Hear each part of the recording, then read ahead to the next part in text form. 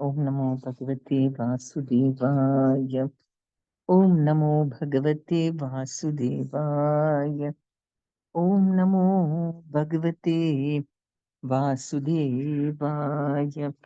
Narayanam Namaskritya Naran Chaiva Narottamam Devim Saraswatim Vyasam Tato Jayamudirayit Nashtaprayeshu Abhadreshu Nityam Bhagavata Sevaya Bhagavati Uttama Shloki Bhaktir Bhavati Naistiki Mukam Karoti Vachalam Pangum Langayate Girim Yat Kripatamaham Vande Shri Gurum Dinatarinam Paramananda Madhavam Shri Chaitanya Ishwaram Om Ajnanatimirandasya Gyanjanashalakya Chakshurunmilitamena Tasmai Shri Guruvinma Namam Vishnupadaya Krishna Prestaya Bhutale Shrimate Jayapataka Swaminiti Namni Namacharyapadaya Nitai Kripa Pradayani Gaurkata Dhamdaya Nagar Gram Tarni Namam Vishnupadaya Krishna Prestaya Bhutale Shrimate Bhaktivedanta Swaminiti Namni Namaste Saraswati Devi Gaurvani Pracharni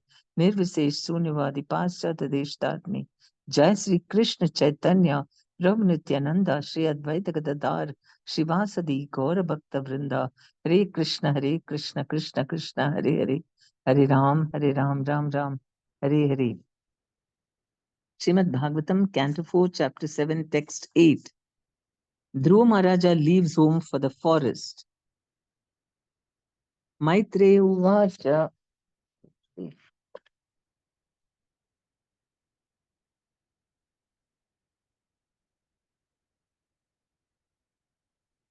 Maitreya Uvacha Sanakadya Naradascha Rubur Hamso Aruniryati Naite Grihan Brahmasuta Hi Avasan Urdvaretasa. The great sage Maitreya said, the four great Kumara sages, headed by Sanaka, as well as Narada, Rubu, Hamsa, Aruni, and Yati, all sons of Brahma, did not live at home, but became Urdhvareta or Naistiki Brahmacharis, unadulterated celibates.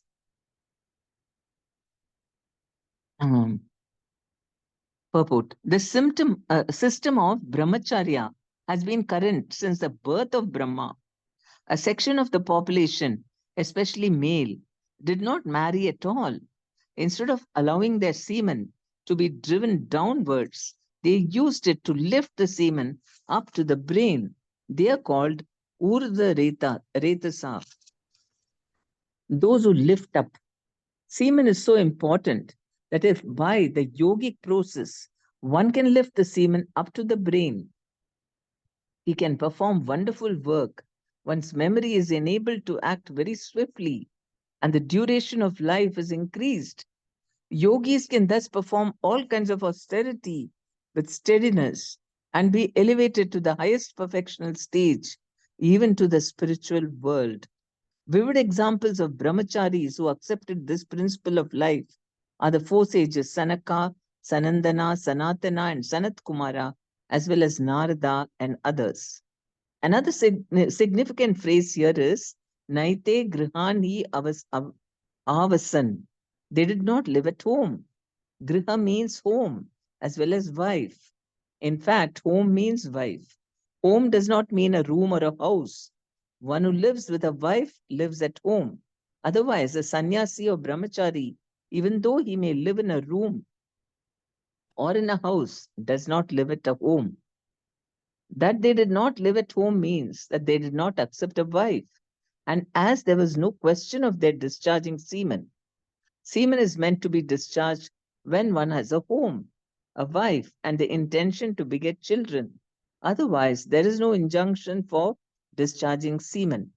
These principles were followed from the beginning of creation, and such brahmacharis never created progeny. This narration has dealt with the descendants of Lord Brahma from Manu's daughter Prasuti. Prasuti's daughter was Dakshayani or Sati, in relation to whom the story of Daksha Yajna was narrated. Maitreya is now explaining about the progeny of the sons of Brahma. Out of the many sons of Brahma, the brahmachari sons, headed by Sanaka and Narada, did not marry at all, and therefore there is no question of narrating the history of their descendants. So Prasuti's daughter was Dakshayani. Prasuti became the wife of Daksha. So Daksha was one of the sons of Brahma, and this dealt with the descendants of Manu's daughter Prasuti. Prasuti, and she begot Sati, and now is also going to talk about Manu's sons. That's what. And then it's also Prabhupada has mentioned about Brahma. Okay, because in the text it says, the four great Kumara sages, headed by Sanaka as well as Narada, Ribu, Hamsa, Aruni, and Yati, all sons of Brahma, did not live at home but became Urdhvareta or Naistika Brahmacharis, unadulterated celibates. And so they are called Urdhvaretasa. I mean, okay, they didn't get married at all.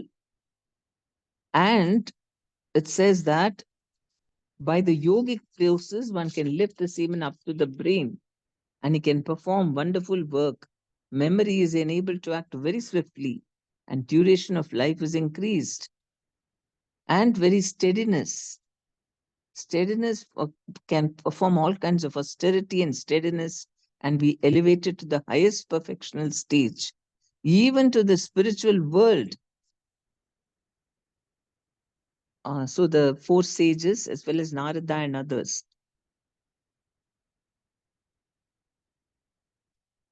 And okay, so also significant is the fact that home is only with wife, otherwise it's not a home.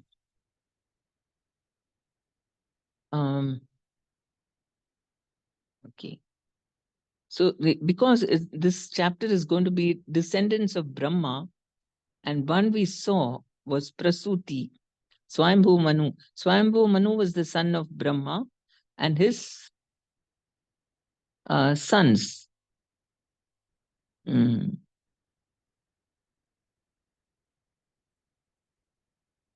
Prasuti's daughter was, okay, to whom the story. Maitreya is now explaining about the progeny of the sons of Brahma. Okay, Prasuti is granddaughter, now the son of Brahma. Mrisa dharmasya bharya seed, dambam mayam cha shatruhan asuta mitunam tattu nirvritir jagrihe praja. Another son of Lord Brahma was Irreligion, whose wife's name was Falsity. From their combination were born two demons named Damba or bluffing and Maya or cheating.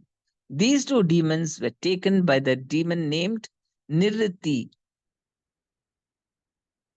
who had no children. It is understood herein that Adharma, irreligion, was also a son of Brahma. And he married his sister Mrisha. This is the beginning of sex life between brother and sister. This unnatural combination of sex life can be possible in human society only where there is adharma or irreligion. It is understood that in the beginning of creation, Brahma created not only saintly kings, sons like Sanaka, Sanatana, and Narada, but also demonic offspring like Nirriti, Adharma, Damba, and falsity. Everything was created by Brahma in the beginning. Regarding Narada, it is understood that he, because of his previous life, was very pious and his association very good. He was born as Narada. Others were also born in their own capacities according to their backgrounds. The law of karma continues, birth after birth, and when there is a new creation, the same karma comes back with the living entities. They're born in different capacities according to karma, even though their father is originally Brahma, who's the exalted qualitative incarnation of the Supreme Personality of Godhead.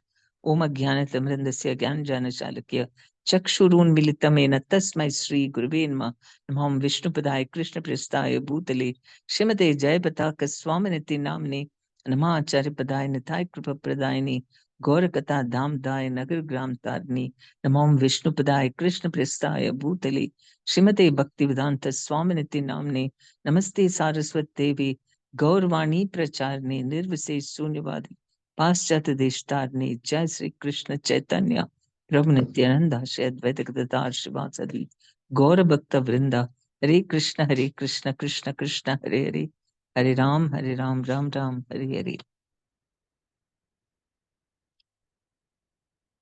Okay, so we have everything comes from Krishna, everything comes from Brahma, gave birth to all living entities, all kinds of um, creations he was supposed to do. And so, just like great religious sons were born from him, also irreligion and asuric children also. And we can see they had appropriate names also: adharma, falsity, and and it started with irreligion was the son of Brahma, and he married his sister Mrisha. Why is it that when you're irreligious, automatically you feel like doing all nonsense? You see everything abnormal. Why should, I mean, nobody, the religious people never did such things. The minute you are separated from Krishna, Maya puts all stupid thoughts. And that's why we see in today's world so many anomalies, all kinds of nonsense. People don't want to follow religious principles. They want to follow adharma and in the name of secularism. Secularism, I mean, the way it's practiced here in India is actually complete irreligion. And we have all kinds of laws being passed which are aiding all this irreligion. I don't know, maybe after some time they may say it's okay, you can marry sister, this, anybody. Actually, it was incest, which is it's called, and it was there among actually the, in the Middle East. It was like that. People were so much like animals. With anybody they were doing like animals, cats and dogs and all that. I don't think they see relation and all that. And that is why for them, that religion mentioned that with whom you can have sex. It's a lot to do about that. Because when they were in such a fallen state, this unnatural combination of sex life can be possible in human society only where there is adharma or irreligion. In the heavenly planets, but human beings and maybe asuras also, because these are asuras only. So, but demonic offspring like nairiti, adharma, damba, and falsity, bluffing, damba, and maya or cheating. So, the law of karma continues. So, because it is just to see all good qualities automatically emanate from Krishna, and those who are opposed to Krishna automatically develop all bad qualities. You can never find a good asura who's very sweet and all that. Never. Tayo samabhavallobho nikritischa mahamate tabhyam krodascha himsacha yad durukti swasakali. Maitreya told Vidura, O great soul, from Damba and Maya were born greed and Nikriti or cunning. From their combination came children named Krodha, anger, and Himsa, envy. And from their combination were born all this brother-sister combinations.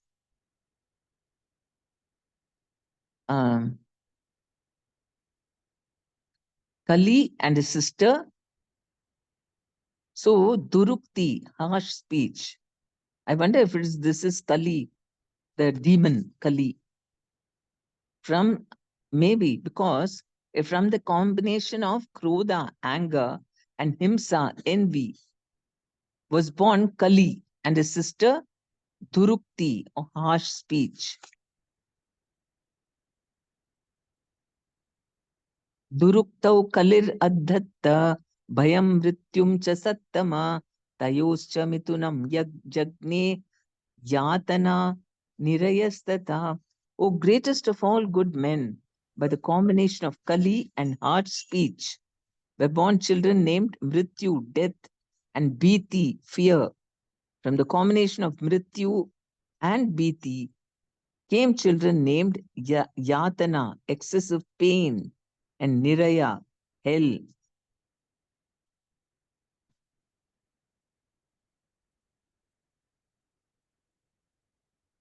Okay, and so from the combination of Mrityu and Bhiti, so it's all a combination of brother and sister, because children named Mrityu, death, and Bhiti, fear. They were two children, and from the combination of Mrityu and Bhiti came children named Yatana, excessive pain, and Niraya, hell. संग्रहेण मया ज्ञात प्रतिसर्गस्लवानग त्रिसत्र त्रिश्रुत्र श्रुत्वैतत् पुमान् पुण्यं vidunoti atmanomalam. My dear Vidura, I've summarily explained the causes of devastation. One who hears this description 3 times attains piety and washes the sinful contamination from his soul. About the creation takes place on the basis of goodness, but devastation takes place because of irreligion. That is the way of material creation and devastation. Here it is stated that the cause of devastation is adharma or irreligion. The descendants of irreligion and falsity, born one after another, are bluffing, cheating, greed, cunning, anger, envy, quarrel, harsh speech, death, fear, severe pain, and hell. All these descendants are described as signs of devastation. If a person is pious and hears about these causes of devastation, he'll feel hatred for all these, and that will cause his advancement in a life of piety. Piety refers to the process of cleansing the heart. As recommended by Lord Chaitanya, one has to cleanse the dust from the mirror of the mind, and then advancement on the path of liberation begins. Here also the same process is recommended. Malam means contamination. We should learn to despise all the causes of devastation, beginning from irreligion and cheating, and then we shall be able to make advancement in a life of piety. The possibility of our attaining Krishna consciousness will be easier, and we shall not be subjected to repeated devastation. The present life is repeated birth and death, but if we seek the path of liberation, we may be saved from repeated suffering. So here it is said that if you hear the narration 3 times, about this, about all this, what are the causes for devastation, is all these things. Then, and if we really condemn it in our heart, and that is, what are all those things? We condemn adharma or irreligion, and the descendants of irreligion and are uh, the descendants of irreligion and falsity. They are one after another bluffing, cheating, greed, cunning, anger, envy, quarrel, harsh speech, and death, fear, severe pain, and hell. So if we are pious and we hear about these causes of devastation, then we'll be freed. We'll feel hatred for all these. And that will cause our advancement in a life of piety. So we'll try to avoid it completely. So that will make us more cleansed. Uh, so here the same process is recommended. Malam means contamination. We should here learn we should learn to despise all the causes of devastation. And the cause for success is what? Integrity, values, and strength of character. These are the causes for success. And for complete devastation is all this. Causes of devastation beginning from irreligion and cheating. And then we shall be able to make advancement in a life of piety. And it is shocking to see how many people are ready to cheat at the drop of a hat. If somebody says, okay, I can give you the question paper for the coming exam, who will not run? Everybody. There's nobody who will say, no, I don't need. I'm studying. I'll go and write the exam. Why do I need to get in a wrong way? I don't want to cheat. How many students will say like that? I really wonder. And they will be the successful people. All these others jumping like no values at all. Doesn't matter, cheat, lie. Look at our country. How many people are caught with corruption? And that is not one of the reasons why people vote. They don't care about corruption. He can be sitting in the jail and also taking part in the election. And then people will even vote for him if he promises, yes, yes, I'll give you free this, free that. How fallen we have become. Irreligion. Then, I don't know. There are some goods in spite of everything, because there are people who are good, who are praying to the Lord. Somehow it is just being maintained. But this is nothing. It is still misery. All the time we have to keep on worrying about so many things. And we don't know what's going to happen tomorrow. It's a very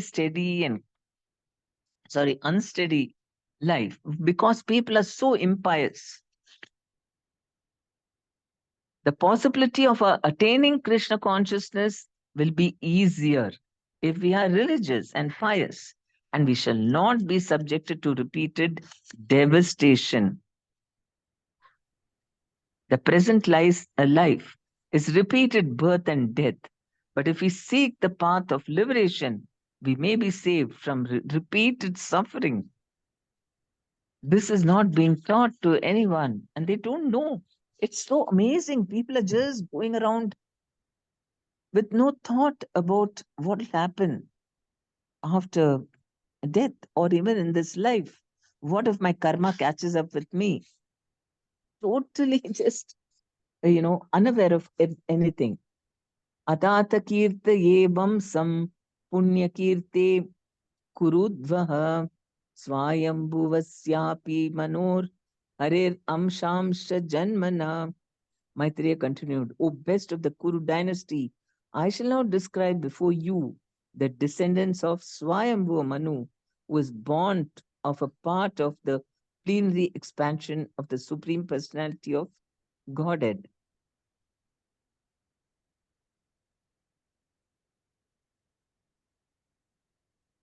Who was born? Lord Brahma. So he is born from Brahma, and he is considered to be a part of a plenary expansion of the Supreme Personality of Godhead. Purport. That is who? Garbhodakshai Vishnu. And Brahma is an amsha of him. Lord Brahma is a powerful expansion of the Supreme Personality of Godhead. Although Brahma is the Jiva Tattva, he is empowered by the Lord and therefore is considered a plenary expansion of the Supreme Godhead. Sometimes it happens that when there is no suitable living being to be empowered to act as Brahma, the Supreme Lord Himself appears as Brahma. So we can see what a great post it is.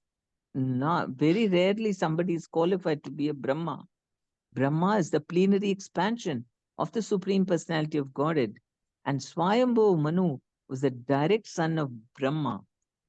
The great sage Maitreya is now giving going to explain about the descendants of this Manu, all of whom are widely celebrated for their pious activities. Before speaking of these pious descendants, Maitreya has already described the descendants of impious activities representing anger, envy, unpalatable speech, quarrel, fear, and death. Purposely, therefore, he is next relating the history of the life of Dhruva Maharaja, the most pious king within this universe.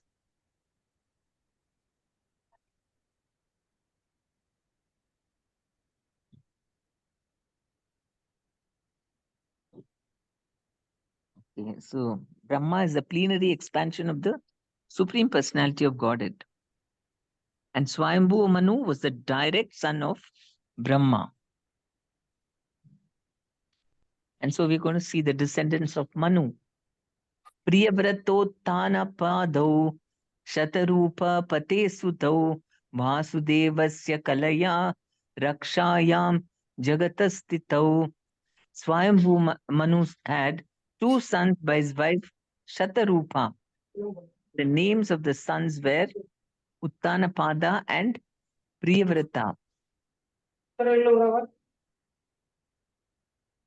Because both of them were descendants of a plenary expansion of Vasudeva, the Supreme Personality of Godhead, they were very competent to rule the universe in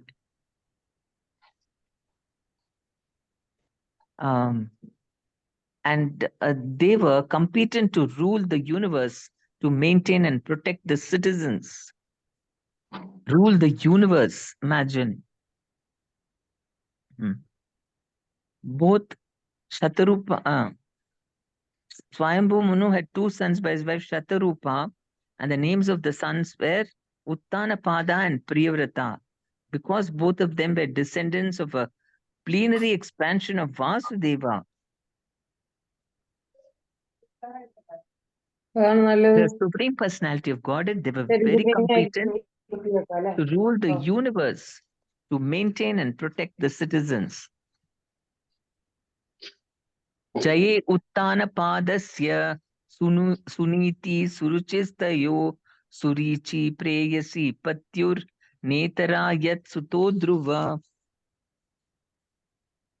King Uttanapada had two queens named Suniti and Suruchi. Suruchi was much more dear to the king. Suniti, who had a son named Dhruva, was not his favorite. Purport. The great sage Maitreya wanted to describe the pious activities of the kings. Priyavrata was the first son of Swayambhu Manu, and Uttanapada was the second. But the great sage Maitreya immediately began to speak of Dhruva Maharaja, the son of Uttanapada, because Maitreya was very eager to describe pious activities. The incidents in the life of Dhruva Maharaja are very attractive for devotees. From his pious actions, one can learn how one can detach himself from material possessions and how one can enhance one's devotional service by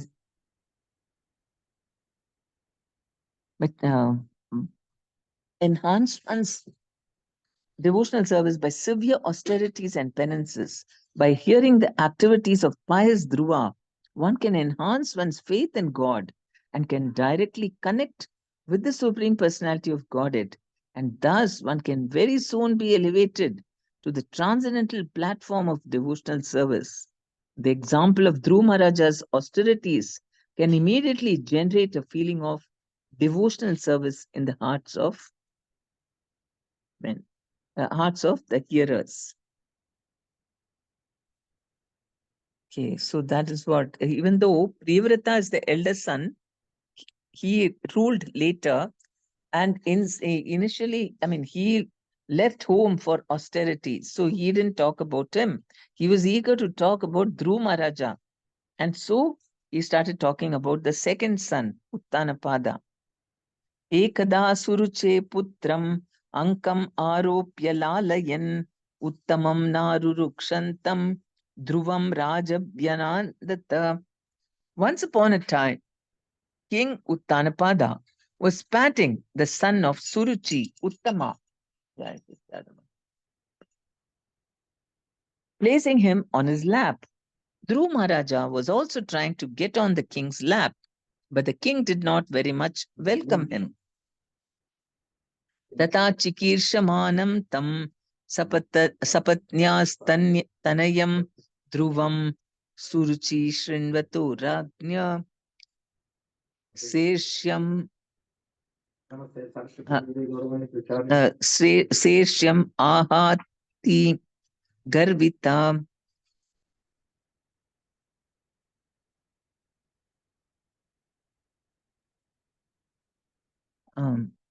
While the child Dhruv Maharaja was trying to get on the lap of his father, Suruchi, his stepmother, became very envious of the child, and with great pride, she began to speak so as to be heard by the king himself. The king, of course, was equally affectionate towards both his sons, Uttama and Dhruva, so he had a natural inclination to take Dhruva as well as Uttama on his lap. But because of his favoritism towards his queen, Suruchi, he could not welcome Dhruva Maharaja despite his feelings. King Uttanapada's feeling was understood by Suruchi, and therefore, with great pride, she began to speak about the king's affection for her. This is the nature of woman. If a woman understands that her husband regards her as a favorite and is especially affectionate to her, she takes undue advantage. These symptoms are visible even in such an elevated society as the family of Swayambhuva Manu. Therefore, it's concluded that the feminine nature of woman is present everywhere.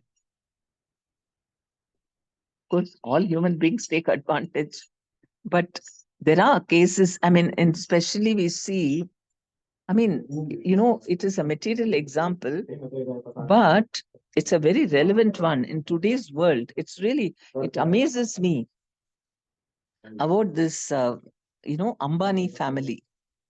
Everything in a perfect way. I don't know, it's amazing. They are devotees of Krishna and all that, but with so much wealth and all that, everything they do in an ideal way.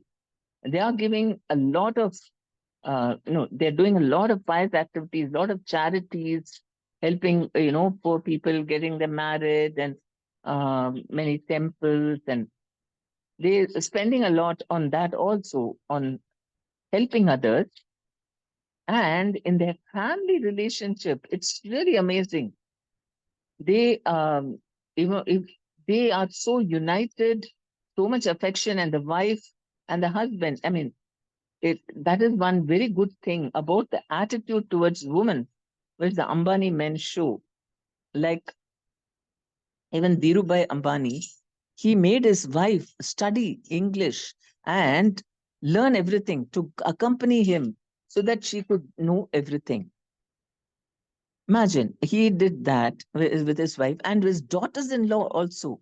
Daughter-in-law, at least Neeta Ambani, he used to ask questions. Imagine every day with such a busy schedule, he used to keep half an hour every evening for her in the beginning after she got married, and he would make her uh, read up all the current events and everything, and he would ask her different questions about the share market or about the politics, geopolitics, what's happening, all these things. And she anyway was a teacher and all that, educated, but he wanted her to also become well informed. And so that attitude also shows. And he treated them, I mean, like even his son, is treating his wife like an equal partner. He said, we are partners.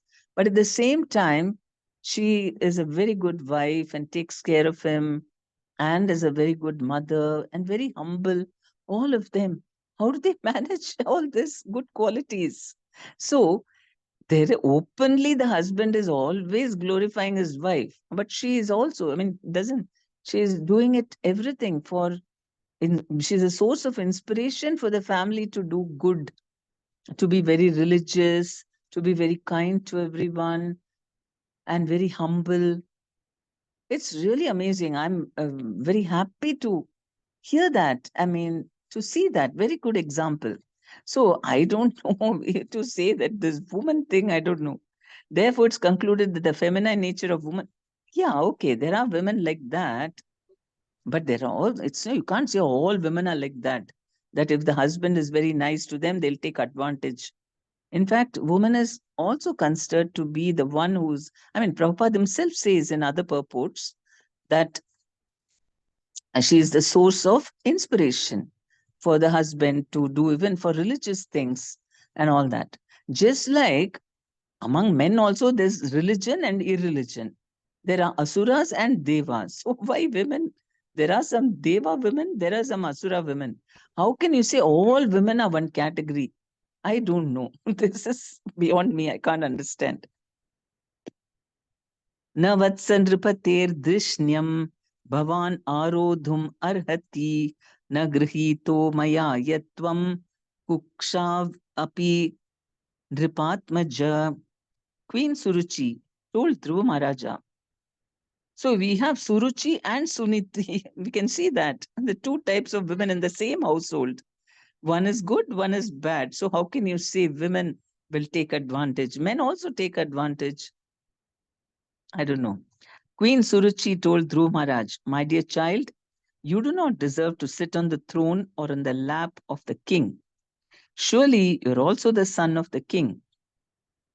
But because you did not take your birth from my womb, you are not qualified to sit on your father's lap. Queen Suruchi very proudly informed Dhruv Maharaja that to be the king's son was not the qualification for sitting on the lap or throne of the king. Rather, this privilege was dependent on one's having taken birth from her womb. In other words, she indirectly informed Dhruv Maharaj that although he happened to be born of the king, he was considered an illegitimate son because of his birth from the womb of the other queen. Balosi bhata nathmanam anyastri garbha sambritam nunam veda bhavan yasya durlabe arte manorata. My dear child, you are unaware that you were born not of my womb, but of another woman. Therefore, you should know that your attempt is doomed to failure. You're trying to fulfill a desire which is impossible to fulfill. The small child Dhruv Maharaj was naturally affectionate towards his father, and he did not know that there was a distinction between his two mothers. This distinction was pointed out by Queen Suruchi, who informed him that since he was a child, he did not understand the distinction between the two queens. This is another statement of Queen Suruchi's pride. So this happened in Satya Yuga, and among such elevated souls like who Brahmaji's, direct descendants, Swayambhu Manu and his son. So that is very amazing. Though Bhagavatam does not describe all the details, but because it's only interested in the essence. But there must be have been a reason why Uttanapada was, um, I don't know, why did he do that? Because in earlier times, marriage, a king or anyone was allowed to marry more than one wife if he was ready to give all of them equal respect. He cannot just be good to one and ill treat the other. Then he is not qualified. Just like Chandra, um, moon, moon Devata, he married how many? 30, 29 or 30 daughters of Daksha. And they all, how many stars are there? 29 stars, right? So 29 daughters. 27. 27. Okay. 27 daughters of Daksha he married. And they represent they are the 27 stars. And the nakshatras, which decide in the astronomical thing, every month, every day belongs to one nakshatra. And he specifically attached, he was very much attached only to Rohini. And then Daksha got very angry and he was about to even kill him. And then, of course, with the intervention of Parvati and Shiva, he was saved, and Shiva gave him protection by symbolically putting him on his head. So it was considered a grave offense to be partial like that. But somehow he was. Tapasaradhya purusham tasyevanugrahena me garbhe tvam sadhyatmanam yadichasi ripasanam. If you at all desire to rise to the throne of the king, then you have to undergo severe austerities. First of all, you must satisfy the Supreme Personality of Godhead Narayana. And then, when you're favored by him, because of such worship, you shall have to take your next birth from my womb. Just imagine. Suruchi was so envious of Dhruv Maharaj that she indirectly asked him to change his body, to die. In other words, according to her, first of all, he had to die, then take his next body in her womb, and only then would it be possible for Dhruv Maharaj to ascend the throne of his father. Even then, what's the guarantee? He will not be the firstborn. And so, whatever, this is her enviousness.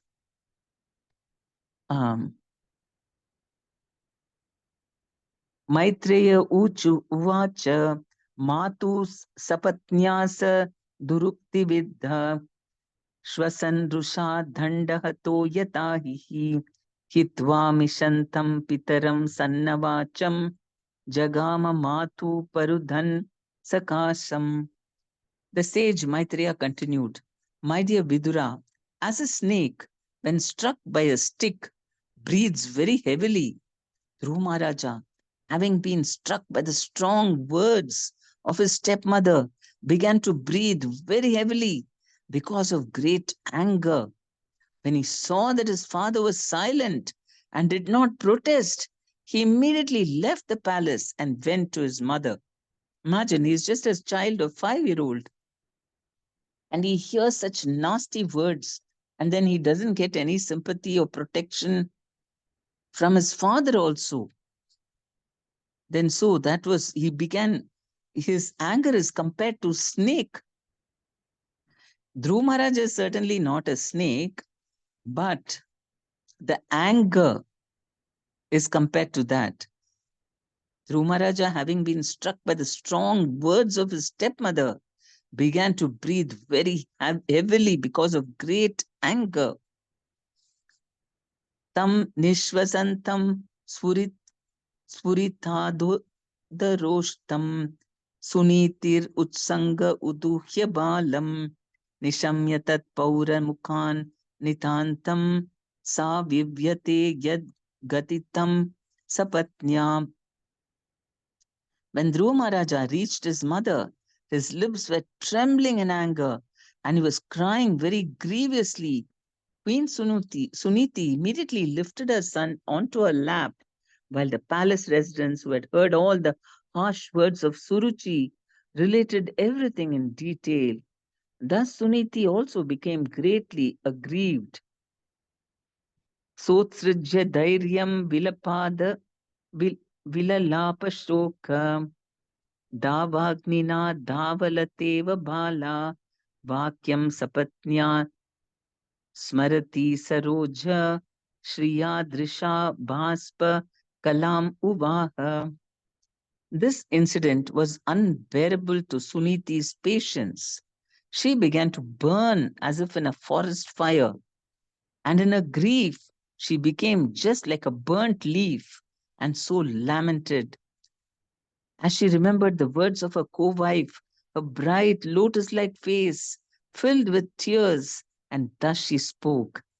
When a man is aggrieved, he feels exactly like a burnt leaf in a forest fire. Suniti's position was like that. Although her face was as beautiful as a lotus flower, it dried up because of burning fire caused by the harsh words of her co-wife. So that's why words are considered to be more powerful than even weapons. Weapons may sometimes injure us, which you can easily get cured. But words are so powerful that it hurts the mind. That is more difficult to overcome. And so she was burning like a leaf in the forest fire.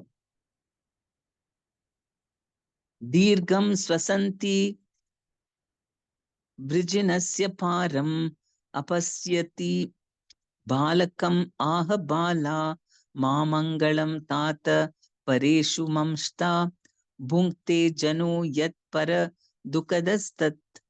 She also was breathing very heavily, and she did not know the factual remedy for the painful situation. Not finding any remedy, she said to her son, "My dear son, don't wish for anything inauspicious for others. Anyone who inflicts pains upon others suffers himself from that pain." So we can see two, three things. One thing is, of course, Suniti was very um, very pious. And so, even in that painful situation, she did not curse her co-wife or her that stepson. She didn't curse anyone. And she was just thinking, what is the remedy from this painful situation? Very positive. And we can see that sometimes we go through great intense problems or difficulties, and they are actually catalysts for something very great and good to happen.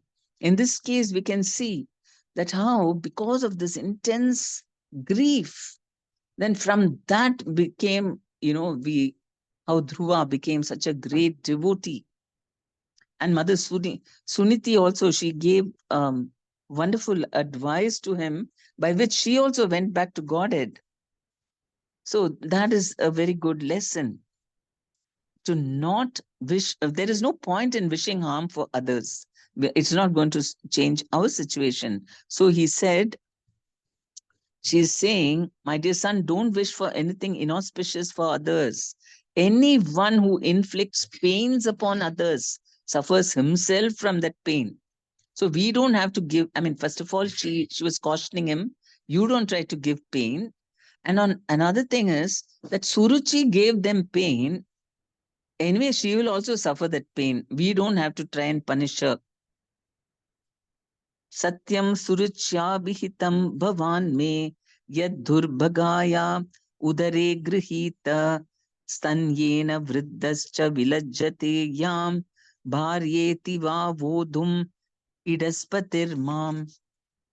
Suniti said, "My dear boy, whatever has been spoken by Suruchi is so because the king, your father, does not consider me his wife or even his maidservant. He feels ashamed to accept me. Therefore, it is a fact that you have taken birth from the womb of an unfortunate woman, and being fed from her breast, you've grown up." So, see how humble she is. When I mean, all because of her God consciousness. I mean, anybody will lose their mind, and she could have done anything. But she calmed herself and she was saying, yes, this is the truth. And she is considering herself to be unfortunate. Atishtatat tata vimatsarastvam uktam samatrapi yad avyalikam aradhya dokshaja padapadmam yadichase adhyasanam uttamo yata. My dear boys, whatever has been spoken by Suruchi, your stepmother, although very harsh to hear, is factual. Therefore, if you desire at all to sit on the same throne as your stepbrother Uttama, then give up your envious attitude and immediately try to execute the instructions of your stepmother without further delay. You must engage yourself in worshipping the lotus feet of the Supreme Personality of Godhead. See how intelligent she is, Suniti. She is really making use of the, mm, bad situation, but very positive. And she is saying how, okay, whatever she said is the truth. I mean, you have to be very calm and detached to accept it. She didn't lament and she didn't cry and she said, I'm so what to do. She didn't beat her breast. Mostly people overreact and become emotional and they can't think so clearly. And here she's so detached and very clear in her thinking. And she's very positive. And she's saying, your mother, stepmother, whatever she said, there is truth in it. And so you follow whatever she told you. She said that you worship Vishnu. Okay, you worship Vishnu. The harsh words used by Suruchi to a stepson were true, because unless one is favored by the Supreme Personality of Godhead, one cannot achieve any success in life. Man proposes, God disposes. Suniti, the mother of Dhruva Maharaja, agreed with her co-wife's advice that Dhruva engage himself in the worship of the Supreme Personality of Godhead. Indirectly, the words of Suruchi were a benediction for Dhruva Maharaj, for because of the influence of his stepmother's words, he became a great devotee. So, this is how we have to see the silver lining in every cloud. And sometimes for devotees also, they feel, oh, I did devotional service for so long, but why I'm suffering? Then they just begin very negative, become negative, or they think, oh, my faith is weakening in God. What is he? Why is he making me suffer? None of that. That self-pity is coming from the mental platform. In the spiritual platform, there is no question of self-pity, because we know Vasudevam Sarvamiti. Yeah, Prabhupada is saying that unless one is favored, the harsh words by Suruchi to a stepson were true, because unless one is favored by the Supreme Personality of Godhead, one cannot achieve any success in life. So the cause is Krishna. Why should we get unnecessarily angry with other people? Man proposes, God disposes. So we may become upset with Krishna that why he is not favoring me. But anytime that happens, that means that Krishna's got an other plan for us. In spite of doing devotional service, then you are suffering. That means Krishna's got something, a higher plan for us, and that's why either we have to see what is that plan, what does Krishna want, and we surrender to him and pray to him. Then everything will open up, just like for Dhruva Maharaj. Very good example right from the very beginning. It's a very nice example of how we should meet with challenges and makes our life successful by taking shelter of Krishna, and how not to be disturbed by envious people. So she didn't even think about it. She didn't even curse her, or she didn't even get angry with her. He said, don't wish bad for her. So that's very important to remain positive. We should understand that it's no need to meditate on all these people who are envious or giving us problems or who are bad. What's the point? We'll just become negative and we'll unnecessarily make our life unsuccessful. But if we are positive and understand that Krishna is the cause, he's only allowed all this to happen. And he is equal to everyone. Everyone can take shelter of him and make their life successful. And she took even the words spoken by Suruchi, she didn't become sentimental and think, I will not follow what she says. But rather, she took, okay, she said that you take shelter of Krishna. Okay, then you do that and make your life successful. Not die and be born in a womb. That will not happen. If you take shelter of Krishna, why will he have to die and take birth? But his life will be successful. So Suniti is very, extremely intelligent and very positive. And that is why she is very much appreciated, in the in Dhruv Maharaj's success in devotional service. Suniti's role is very, very important because she is the one who put all the right. She is the first guru for Dhruv Maharaj. Okay, we'll stop now. Hare Krishna. Any questions or comments? Hare Krishna, Mataji, Dandatna. Dandat Pranam. Mataji, what about this? If someone is chanting Mataji, and here Kulodas Mataji, that timing, we are chanting loudly or someone chanting slowly Mataji, then they are saying like you chant slowly, I am getting disturbed. That time what to do, Mataji? See, it happened to even our Guru Maharaj. They were staying in one temple, and which was very, very small. And he was chanting in the temple room, and the devotees were in their rooms, and or even maybe in the temple room, and they got very disturbed because Guru Maharaj would chant loudly because you're supposed to chant loudly. And every time any thought came, even louder he was chanting. So the devotees went and complained to Prabhupada, this Bhakta Ji, he is chanting and too loudly, it's disturbing us. Prabhupada called him and asked, why are you chanting loudly? And he said, no, to control my mind, I'm chanting loudly so that, because you had said that you should chant loudly. Prabhupada was very happy. Yes, but you go outside and chant loudly in the park so that all the trees and the animals and the insects and the birds, they also will get benefited. So he did that happily. But of course, here in the city, I mean, our parks here are so small, you can't even shout over there. So you can go to the terrace and there you chant loudly. If it's disturbing in the temple room, then you go upstairs, the terrace, and chant loudly, isn't it? Okay. So that we should go outside, Mataji, then we can chant loud. Yeah, you can go to the park also and chant, but you might get distracted over there. I don't know. Yeah, you can go to the park also and chant loudly. And Mataji, one more question, Mataji. While taking class, Mataji, while taking class, that time we should chant or not? Like 16 hours completed, then after that we can chant or not? No, while the class is going on, you should not do both.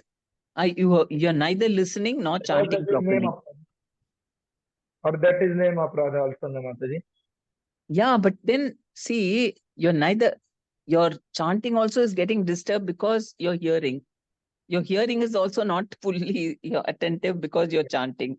So both you're not doing now. Your 16 rounds must be fully dedicated to hearing the holy name. Even if you're listening to Bhagavatam class, you're not listening to holy name. That is not perfect. And neither Bhagavatam you hearing properly.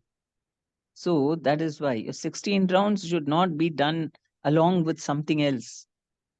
I mean, in the sense you're hearing, or sometimes people do this conversational, in conversation. I tell you, I ask a question and then I start chanting, and then you reply and I chant and listen. Then you're also chanting, and then after that, when I'm talking, you are chanting. This is the kind of japa you're talking about. It may be Bhagavatam class, but see, some people do like this. Okay, we are chanting together, and we're also conversing. Yes. So we're doing talking. So that is not a good conversing and Mataji. chanting. So that is cheating. Of course, it's very bad. What kind? So very offensive chanting. You're not giving any attention, respect, because when you're chanting holy name, Krishna is appearing. How can you be inattentive or watching the mobile and chanting? Even Some Mataji, people, we are reading that the 10 offenses we are reading that. After that, we are talking to someone else and chanting also. Yes, that's what it is. Not simply like repeating the offenses, but to following it. It is offensive to be inattentive while chanting. Last offense. And that's what.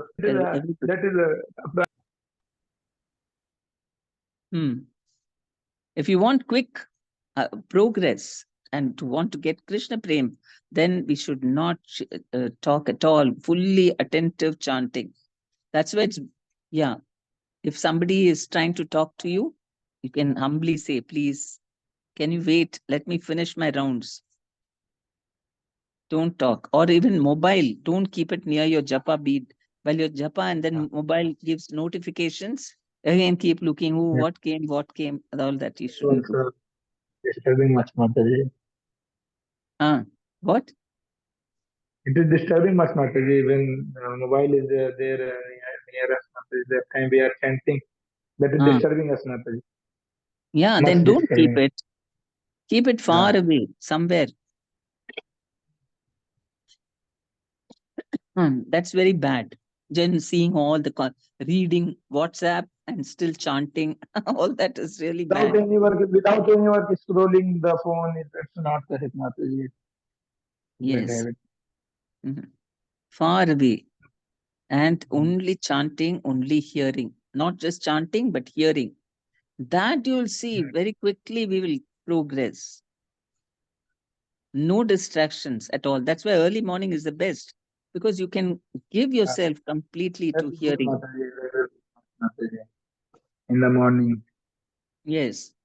As it is, even without distractions, the mind is wandering around.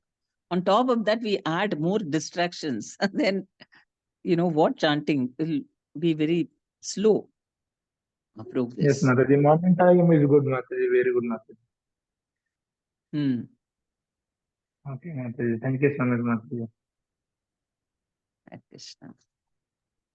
Mataji, while walking, we chant. So is that counted, or we have to sit one place and in a posture which is recommended, and then do chanting? That is only counted.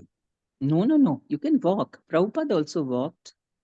You Okay. can walk. Only the mind is the most important thing. Okay. As we can sit, Mataji, when we are getting pain or something, then we can walk, and after that we can sit also, Mataji, again. Na? Yes, yes. Yeah. Walking, if you're, feeling sleepy or you're, Yeah. you're feeling little restless or whatever, you can walk and chant because your restlessness will be curbed. At least your body is going around, but then you can hear. Hearing is the activity for us.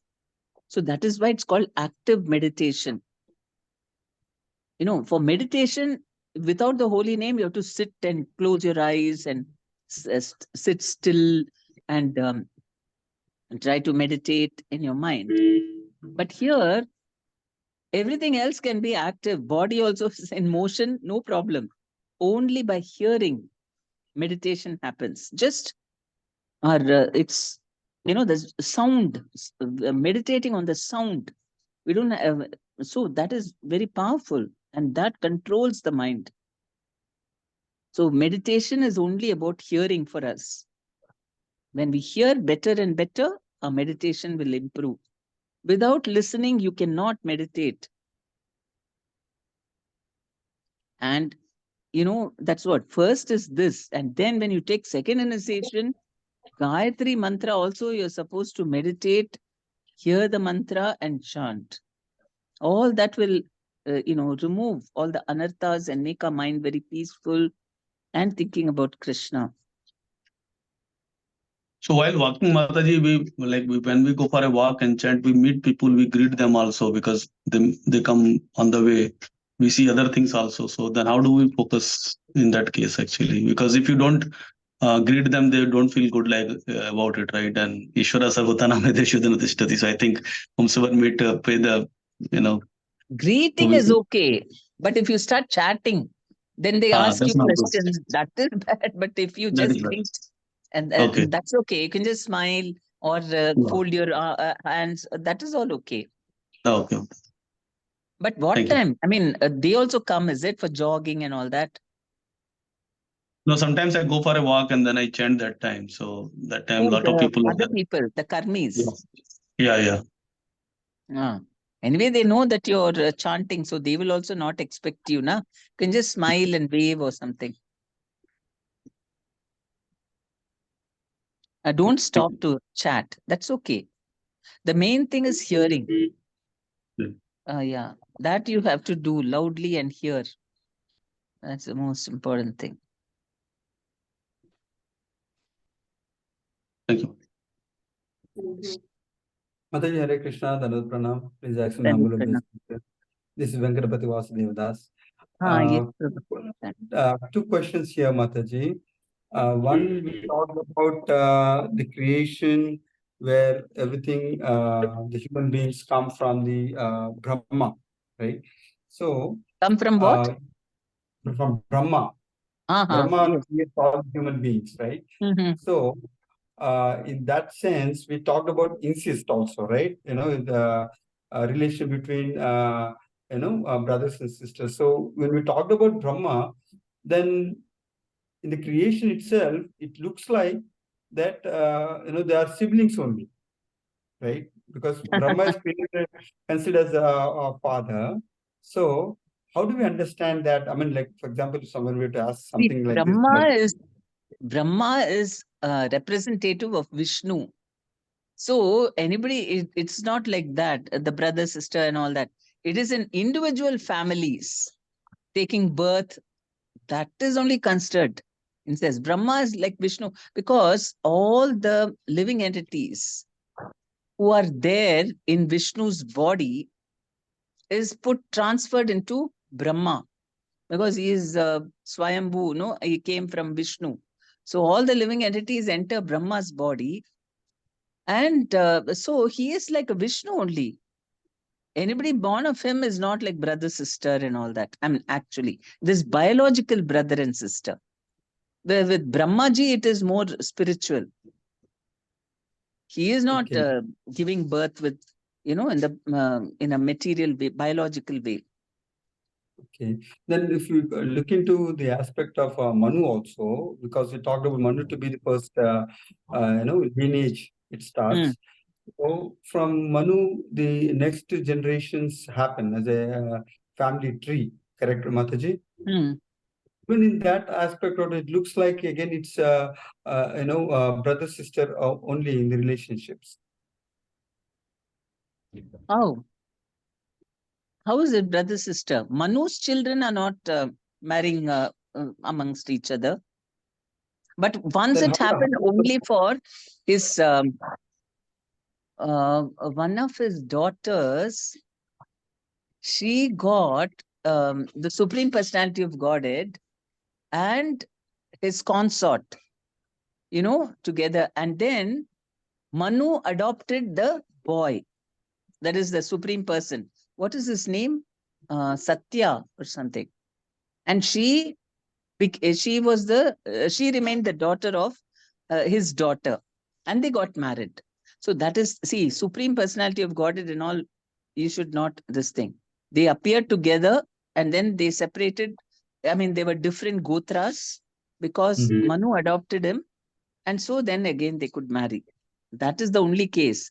Otherwise, when Brahmaji was condemned, see, like Brahmaji, I don't know why, if everybody else is considered only not as biological, this thing, I mean, children, I mean, they're considered as sons of Brahma, but the daughters of Brahma, and then they don't become brother and sister. But when Saraswati appeared from him only, she also appeared, and then he became attracted to her, and he was heavily condemned for that. But then afterwards, Saraswati did become his consort, and it's a very divine, I mean, she assists him in his creation, in all his work.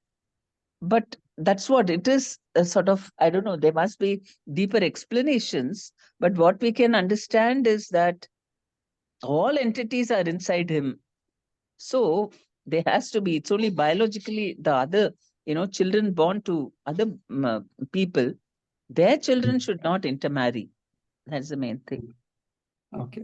And also with respect to regulative principles, Mataji, this applies to all human beings across creation, right? With respect to growing in devotional life, to practice for regulative principles. So yeah, if you want to advance spiritually. Right. So the question is, then we talk about the heavenly beings like Indra. we see that they seem to indulge in breaking up these four regulative principles, right? When we talk about Ramba, Urvasi, and all these celestial beings. So how do we understand that personalities like those, we call them as, they get higher enjoyment, all those things. But again, it looks like it's like they're breaking the four regulative principles, and so they're not actually performing devotional service. But they are not going back to Godhead, na? Who said they're going back to Godhead? They want to enjoy, they enjoy that, then they have to come back to the earth. They're not going back to Godhead. We are on a different, higher path. We're doing pure devotional service. That's why the four regulative principles is very strict for us. So in other words, the understanding is that the heavenly beings, they most likely will never get promoted to higher. From there, they cannot go to Vaikuntha. They definitely have to fall down, all of them. Unless they're progressive, they, at least towards the end of their lives or something, they are increase their mode of goodness, become more sattvic, then they'll go to Maharloka, then Janaloka. They can also progress like that, bit by bit, and then go to Brahmaloka. And when Brahma dies and then he goes back to Godhead, they also will go. That is another process.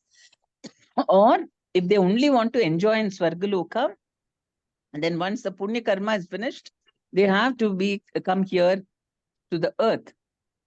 And they are born in very rich families so that they're given a chance. Given a chance to, instead of struggling for a living, do spiritual progress and progress further. Okay. So, but there also, if they don't do, see, in spite of having that favorable situation, they'll get into sense gratification, and then you can keep falling down. Okay. But so Indra is not considered as a pure devotee of Krishna then? No. Okay. He's a very great devotee, right? But he's got this material weakness. That is position, no, Mataji? Indra, Brahma, and all position. Maybe. Yes, it's position. So that we cannot say they are devotees. No. Position also, a pure devotee can be in that position. Yeah. But Indra, that position is meant for a little bit of Rajoguna is mixed with it. For position, for ruling, and then for enjoyment. It is there. They are allowed that. But they have a lot of mode of goodness. And so, they are allowed that. Because, it's not that Indra is always like that. It's not that he does. Sometimes Krishna only appear as a Indra or Brahma. Some living entity is not qualified means to become that position. No, yeah, that is true. So it is a very elevated position. And actually, Indra is very, very elevated. To be a representative of Vishnu and rule this world for him requires a lot of devotion. He is a great devotee of Krishna. But because a little bit of Rajoguna is also there, that is why sometimes he does mistake. It's not that always he'll be like that. He's not like we can't compare him with all the people on the earth we see. And they become addicted and then they're weak and like that. He just sometimes, rarely he gets attracted like that because, first of all, that position is very high, because he's the ruler of this entire universe. Not over the Asuras, but Devaloka and the middle planetary system is ruling over that. And everybody is glorifying him. And he has all Apsaras dancing for him all the time, ready to do anything he says. So, with so much enjoyment available, sometimes it is possible that, you will get a little bewildered. Your false ego will start thinking, oh, everything is for my enjoyment. I have to be, I'm very powerful. That sort of feeling, false ego comes. That is rare, but only a very great devotee is given that position because only he can withstand that sort of, that level of enjoyment and be good also and do your duty.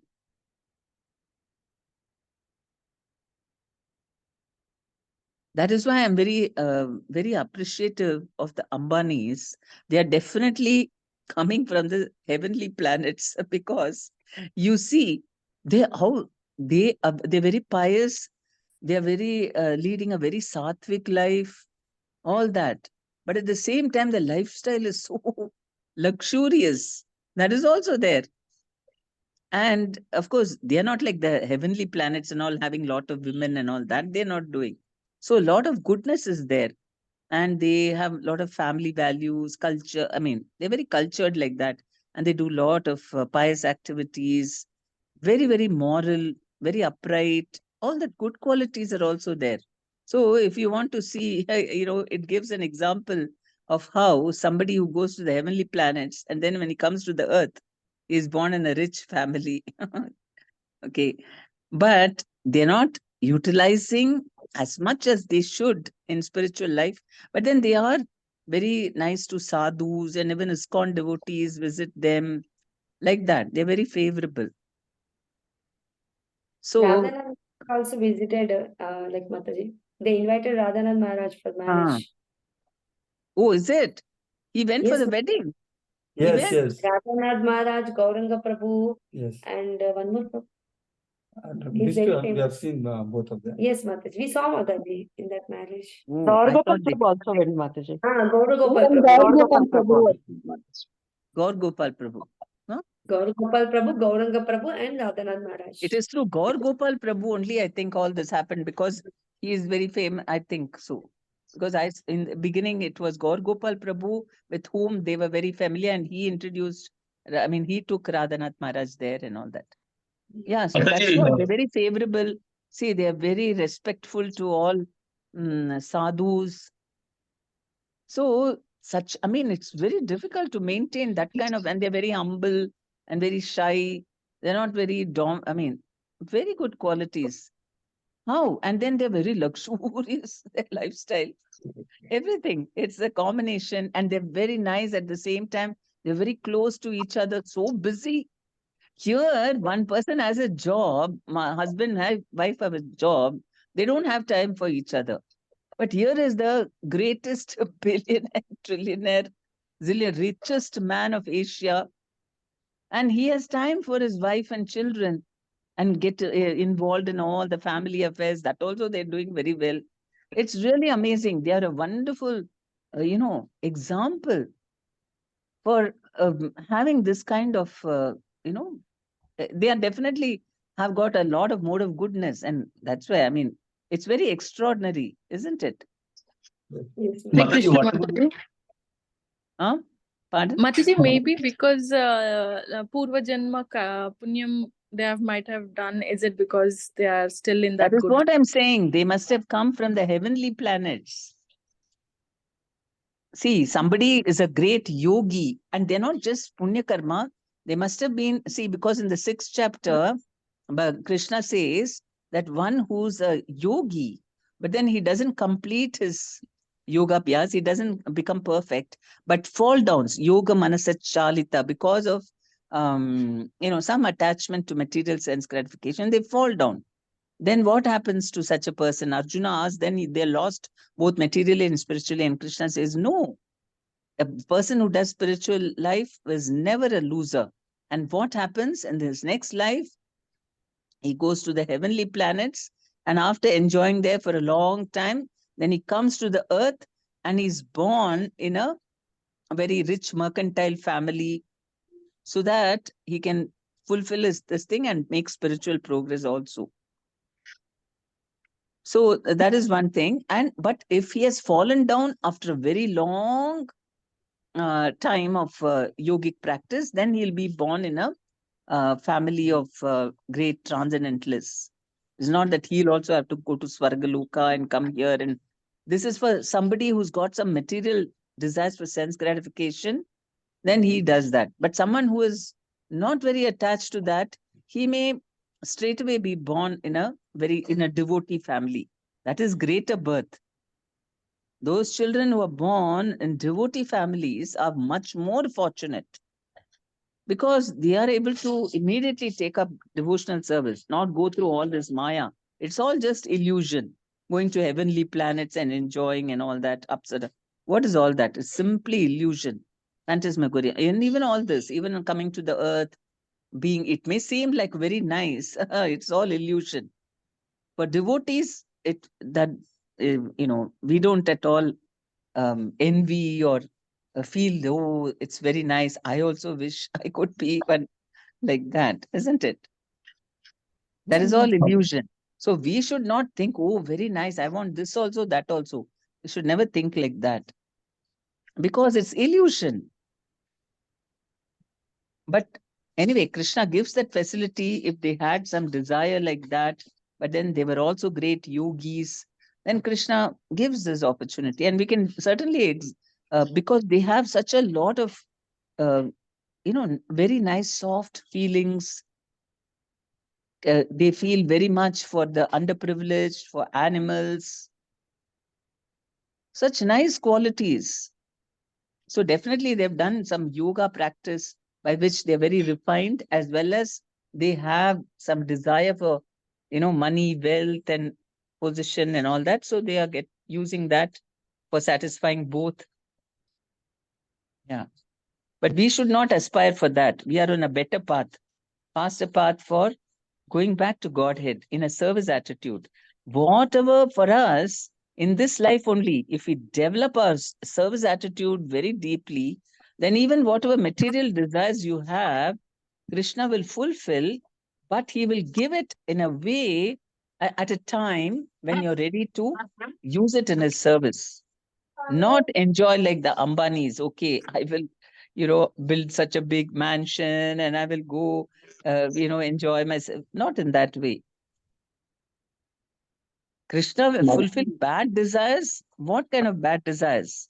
You mean to mode of passion desires? He'll purify us and give it in such a way that we will not fall down, but we will use it to progress. That Rajoguna desires, but not Tamoguna desires. We want destruction of somebody or like that. Those things Krishna will never fulfill. Rajoguna, he'll purify us and give it to us so that we make further progress. What do you mean by bad desires? To have illicit sex. Already, no, yeah, Mataji. And you already that you took that water, Mataji. Also. That and all he won't follow. He won't fulfill illicit sex and intoxication desires and meat eating desires. All that he won't give. Mataji, Purify us. how to understand last get week when married. Mataji, What? last week when Mataji was sharing about one devotee and Pujari came and he gave jewelry to him to go to prostitute something. Last week when Mataji was saying how to understand. That is, see, he is an exalted devotee, and that is just a leela. We are not on that level now. Are we like that? We love Krishna so much. That is just a leela. And then what happened? He allowed him and then he came back, isn't it? That pastime. Yeah, that is for but normally he does not. He does not engage like even Bilva Mangala Thakura, because he was, he had great love for Krishna. Actually, it is, whatever the Shastra says perfect, because it says that it is our original love for Krishna, which is converted into lust. And in Bilva Mangala Thakura, we can see that he had so much love for Krishna, but that also got, polluted into lust. And he was very, very fond of, seeing beautiful women and all. First he was with a prostitute, then she sent him, and that continued, that tendency. And so he felt so ashamed. He plucked out his eyes. And then Krishna, of course, rewarded him, and he personally came and gave him darshan and all that. So Krishna never encourages all that. He didn't tell Bilva Mangal Thakura, okay, you have. He didn't say that. That is some special mercy. We have to see what it is. We have to understand what is the explanation behind that. Let us see. Hare Krishna Mataji. Mataji, Dalawat Pranam. Please accept my humble obeisances, Mataji. Yeah, please accept my obeisances. Mataji, actually, Ambani, actually, he is doing a lot of donations to the temples. Yes, Mataji. But how to take it, Mataji? Because he's spending so much of money for his son's wedding, right, Mataji? So, he like lakhs of crores of rupees he's spending on his wedding, right? So there are like still very temples which need a lot of funding. Like for example, if we go to Vrindavan, Mathura, we see a lot of temples which were expecting a lot of funding from devotees. So I mean, he can donate those money towards that as well, right, Mataji, rather than spending so much of money for wedding. See, he's also doing that. He is giving. He built some temple complex and all that, or during this one's wedding. Okay, he did that. They're also spending on charity. They're giving Krishna also. They're doing all that. But he's got so much massive wealth, and he has some desires. Krishna has given it to them. So the people who want to come to the wedding, he's called all international people for important foreign affairs discussions in India. Yeah. Actually, he has done it. I mean, he does everything with the social, this thing in mind, whatever they do, they do it with that kind of responsibility, social responsibility. How many people, who's who in the entire world is there for their wedding? You name it. Our prime minister from there within India, and then outside, such international figures have all come. And it's a very good diplomacy thing, and a very great cultural, this thing. Everybody's talking about the wedding. It's an international news. And and so much of cultural display, and they're showing all ideal things. So, all our culture and everything they're showing. So, and they're giving job opportunities. Everybody is, benefiting in that way also, employment and all that. And they did a lot of good things also. During this marriage only, they got poor people married. And they have done 40 days of prasadam distribution. 40 days they have done it, Pantaji. So much of charity they have done. And everything done with such nice, very humbly. He and the bride and groom themselves going and serving. Very ideal they are. So if he has so much money and he spends it like that, it's okay. It's good. It's good for our country. He's on a different level. We cannot compare with him. And he is spending according to his means. And it is, that's his way. Krishna is allowing him. He's doing it. There's nothing wrong. It is this communist thing, nobody should enjoy. Everybody should be only thinking about bread, butter, and whatever money comes, that is envy.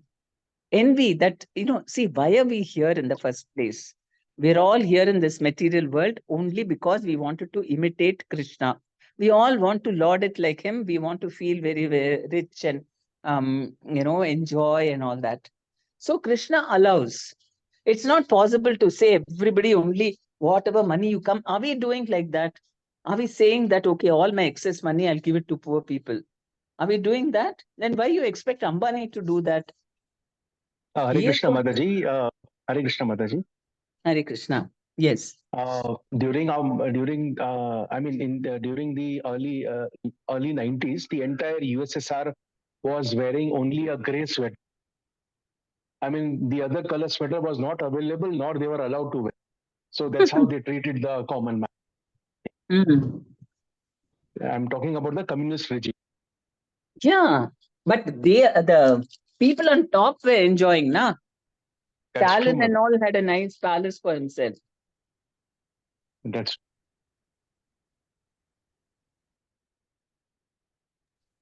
Hare Krishna Mataji. Mataji, some people who are very rich, because I'm seeing in Hyderabad, they build temples, Mataji. They built very nice temples and they make pujaris also do worships. So what kind of a destination they will get, Mataji, when some people who are building temples, all those things? Oh, definitely, they'll go back to Godhead. Because it says now, anyone who builds a temple for me will go to Vaikuntha.